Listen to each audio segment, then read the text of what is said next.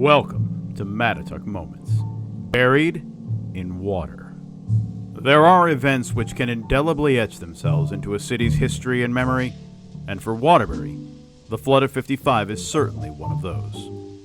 The story begins in a typically balmy, if otherwise unremarkable, August in 1955, as the Atlantic hurricane season was beginning to heat up. The two large storms that would become Hurricanes Connie and Diane developed in the tropics and began to circle one another in a gigantic superstorm known as the Fujiwara effect.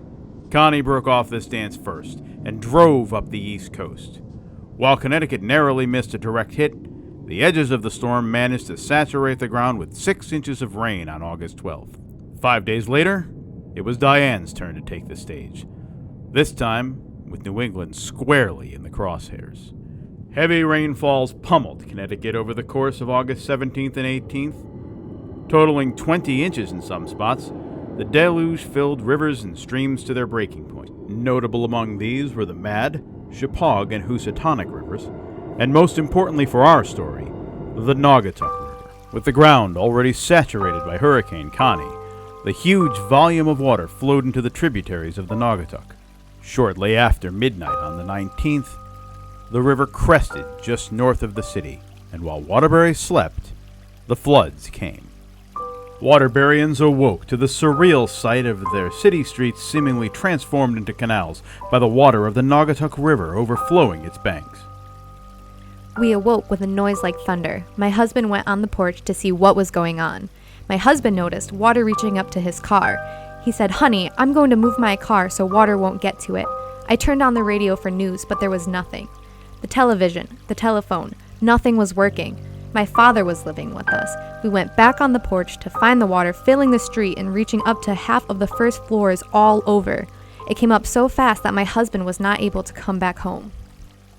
The damage was unlike anything seen in the city since 1902, when the Great Fire left the downtown retail area in ashes. The flood brought with it far greater financial losses and far more loss of life. As the low-lying areas of the city filled with water, the city's famous green appeared more like a lake with the Immaculate Conception Church and the Alton Hotel on its shores. In the normally bustling commercial hub of Exchange Place, police scrambled to direct traffic away from the city's west side in order to save others from the fate of this poor motorist.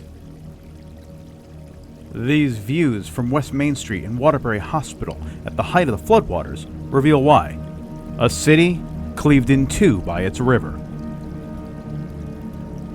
At the lowest elevation in the city, the south end was especially hard hit, with many neighborhoods and businesses in the water's path. At the junction of South Main and Grand Streets, the spires of St. Anne's in the distance give a hint of the depth of the flood. The rushing waters covered the South Leonard Street Bridge, submerging cars along South Riverside Street. The Chapel of Riverside Cemetery was a lonely outpost along North Riverside Street, where the flood took its greatest toll in private home damage, with some 17 residences ripped away from their foundations. The scope of the damage can be seen in this shot of Summit Street after the river crest dropped 6 feet, with some buildings swept away entirely and others hanging precariously over the riverbank. I can remember one of the neighbors coming over to the house, knocking on the door and telling my dad there was a giant house floating in downtown Brooklyn. When the water receded, my mother and father and sister and I were walking on Lower South Leonard Street, and my mother said, "Step on that board." And when I did, she said, "That's the roof of the house that was there. Never forget that." And I never did. Waterbury's Brooklyn section, seen here at the height of the flood as firemen survey the damage of North Riverside Street, was also hammered by the flood, with extensive damage along Bank and West Liberty Streets. Railroad tracks on the train bridge twisted like ribbons of steel, the cars tossed aside by the sheer force of the water. The tenement building of Ward's Flats ripped in half, all testament to the awesome power of nature on a rampage. Amid the destruction and chaos, the city's character and its sense of community shone through, as police, firefighters, local businesses, and the public all banded together with the top priority of preserving human life.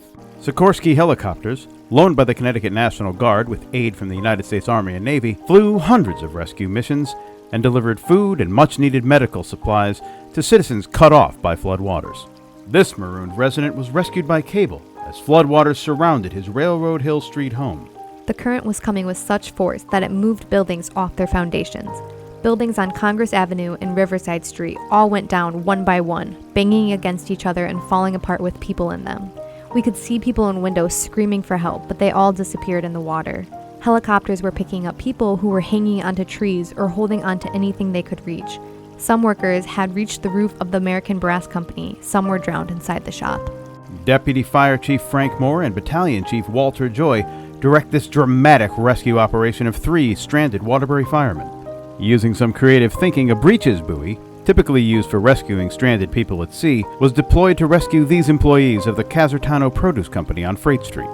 The early morning of the flood, George Baines, a friend of my brother and who also worked at the American Electro Company, kept his small boat in my garage. He knocked on my door for the boat. He said he heard Waterville was flooded out and he wanted to save those trapped in the homes. By now, water had reached the 2nd floor. Soldiers in small boats were trying to rescue people from windows, but it was never our turn. My father thought of pulling off doors so we might float on them. Finally, soldiers came for us. The floodwaters also brought with them the danger of typhoid fever.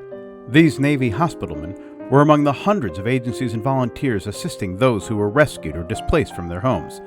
This wary young boy was the recipient of the 7,000th typhoid inoculation. In total, some 80,000 Waterbury residents were inoculated, waiting in long lines such as this one at an emergency center.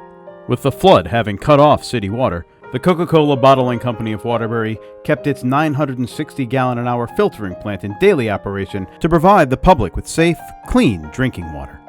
Cleanup crews started working as soon as the water began to recede and continued until the job was done. As an act of defiance to the forces of nature, the Waterbury Republican managed to continue printing throughout the disaster, though by necessity using presses in Bridgeport. Learning from the catastrophe of the flood of '55, the U.S. Army Corps of Engineers devised a system of dams to ensure that such a tragedy would never happen again. Completed in 1960, the Thomaston Dam on the Naugatuck River, as well as 6 smaller dams on its tributaries, have prevented similar devastation from flooding ever since.